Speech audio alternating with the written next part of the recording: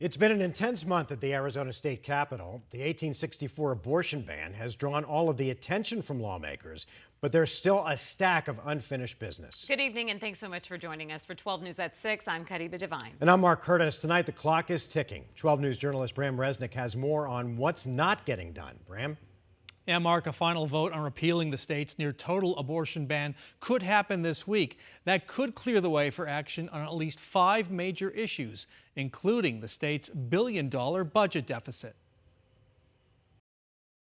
An ancient, barbaric, archaic, inhumane, painful, torturous murder. The latest rancorous chapter in Arizona's abortion drama could come to a close on Wednesday. I think the emotion of the last 2 weeks is just catching up with me. Please give me a moment. If the Republican-controlled state Senate votes to repeal the 160-year-old abortion ban as approved by the House, the bill would go to Democratic Governor Katie Hobbs for her signature. Hiring freezes, layoffs, pay cuts, those are not on the table right now. The next drama is over how your tax dollars are being spent.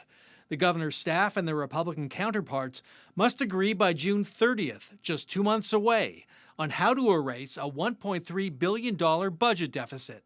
Negotiations are ongoing. The clock is ticking on extending a $150 million a year funding source for public schools. I can't think of a smarter, more sound investment than that. The voter-approved Proposition 123 expires next year.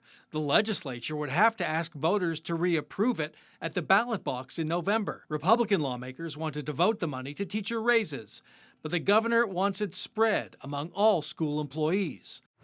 Our message to illegal immigrants is simple. If you want to take advantage of Americans, go somewhere else. Republicans promised action on the border, but Republican House Speaker Ben Toma's crackdown on undocumented immigrants has stalled. Toma would expand current law to require more employers to check workers' immigration status. And here are the other outstanding issues to watch.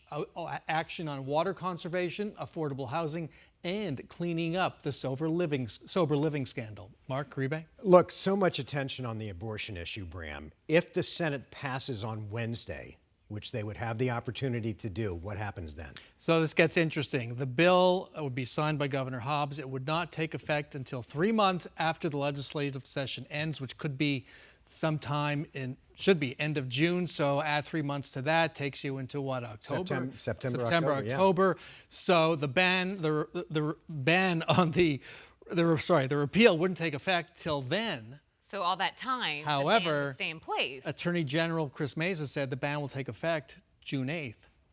So you have a period from June 8th so you have that gray to the area fall where this ban could be enforced, although Chris Mays and Governor Hobbs have said it won't. you can't enforce it. Right. But it's a real gray area, as you were saying. And again, a lot of people in limbo at that point. In limbo. It makes it really, really interesting. I want to get to another piece of news, a sign of where the Arizona Republican Party is heading. Party members have voted State Senator Jake Hoffman onto the Republican National Committee. Hoffman was indicted last week on 9 felony charges in the Arizona fake elector scheme that attempted to overturn Joe Biden's victory in 2020. Also, former state representative Liz Harris was voted onto the RNC. Harris was expelled from the Republican-controlled House after lying to colleagues about her role in a bizarre committee hearing. The RNC, now controlled by Donald Trump, helps elect Republicans nationwide. That really does tell you the temperature of the Republican base, elevating those two folks to those national posts, which have quite a bit of sway. Yeah. Buckle up. Yep. All right. Bram, thanks.